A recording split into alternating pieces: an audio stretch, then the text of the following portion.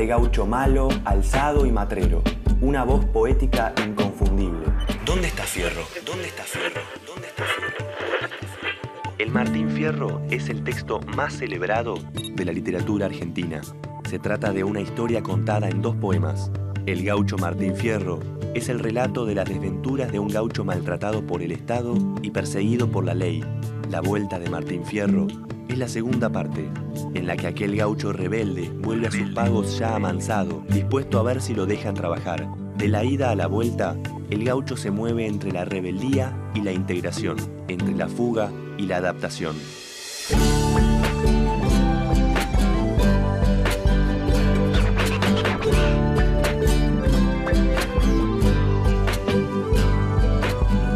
Capítulo de hoy: ida y vuelta.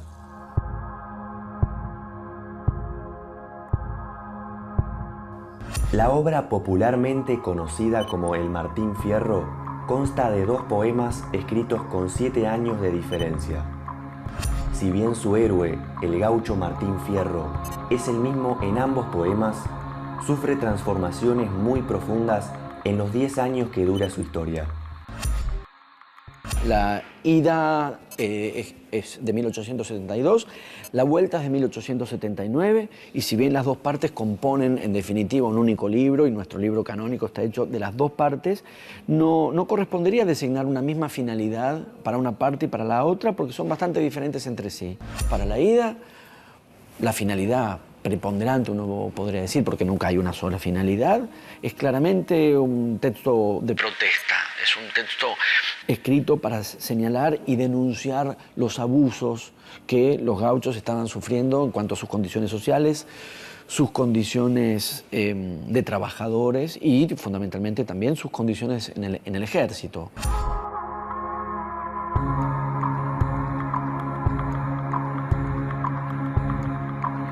Sí, en la primera parte del poema fuertemente lo que aparece es una denuncia.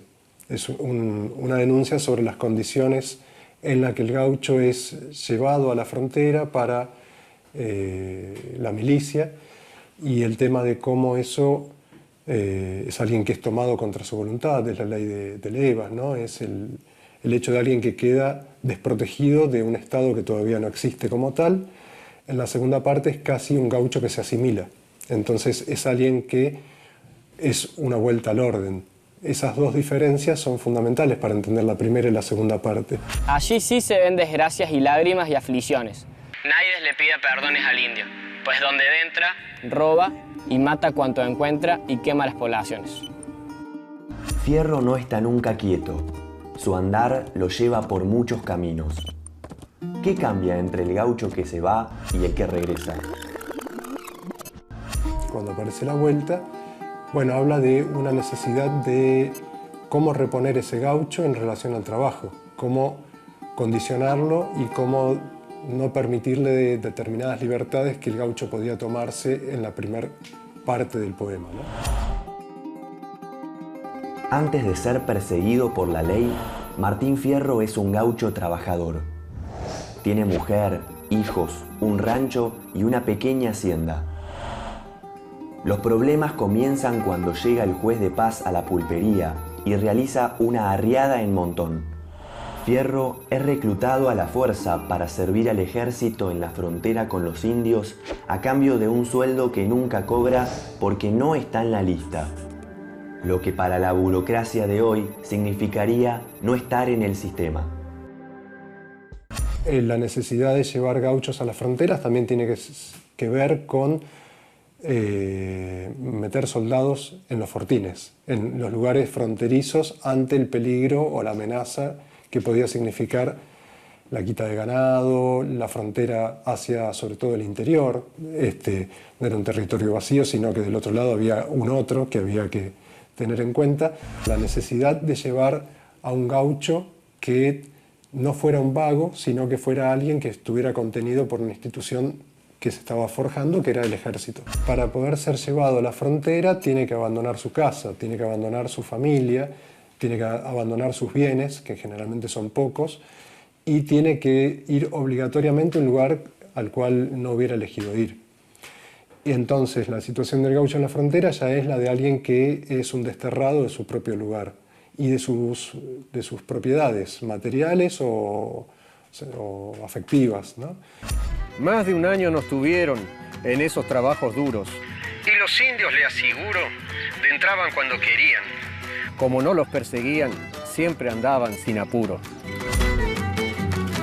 Ya se siente el alboroto, esta vuelta, esta revuelta, como punto de partida, la cabeza es sacudida. Fierro decide escaparse del ejército. Regresa a su rancho, pero solo encuentra la tapera.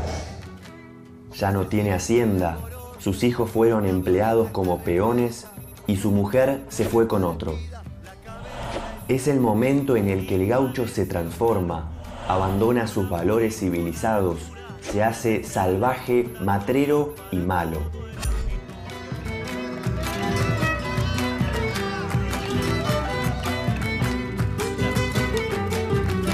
Tiene que ver con revivir, tiene que ver con concebir, tiene que ver con bailar, tiene que ver con disfrutar. ¡Hijo de porquería! Fierro va a la milonga, se emborracha y mata a un negro. Antes lo insulta a él y a su mujer con un lenguaje juguetón, insinuante y racista. Pero más tarde el peso de ese crimen volverá sobre él. No sé si Fierro siente culpa. El que creo que siente culpa es Hernández. Fierro, en todo caso, va viviendo aquello que le va pasando y no hace una reflexión, por lo menos hasta la segunda parte, hasta la vuelta, donde diga qué mal que estuve con aquello que hice. Hernández parece sí, en tanto escritor, aquel que siente culpa por haber escrito determinados tipos de barbaridades o de barbaries, ya que estamos hablando también de civilizado, en relación a la descripción de un personaje. Entiéndalo como mi lengua lo explica.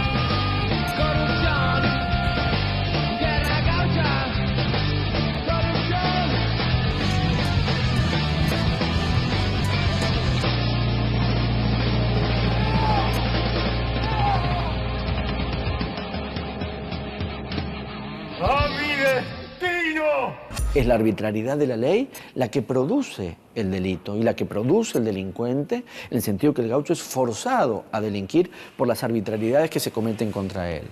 Creo que, no sé si lo dice así Josefina Ludmer, pero que ve toda la gauchesca como una relación entre desafío y lamento, ¿no? Y yo creo que efectivamente es un acierto muy pleno eso, porque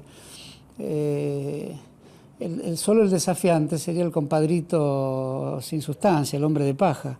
Si estás en estado de desafío es porque te crees merecedor de defenderte en un mundo hostil, pero eso también tiene que tener una nota interna de lamento. El desafío es el duelo, es el uso del cuchillo, es la visión de una hostilidad permanente que tiene la naturaleza y tienen los demás hombres.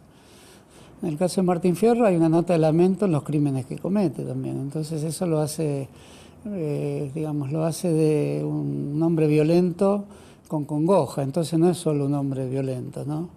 Son todos temas de actualidad, ¿no? Sobre el final de la ida, aparece un narrador que describe a Fierro como el cantor que tomó un trago pa' consuelo e hizo astillas contra el suelo su guitarra. Pues nadie ha de cantar cuando este gaucho cantó.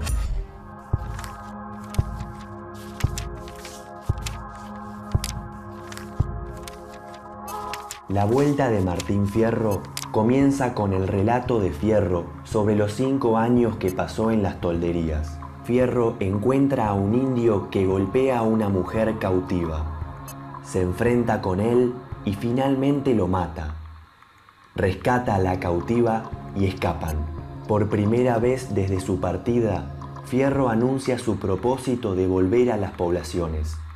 Me parece que es ahí el momento donde ya tiene una posición el escritor Hernández, donde sitúa al personaje Martín Fierro de un modo distinto, y es la cautiva la que relata cómo aparece el malón, ¿no? En tanto víctima.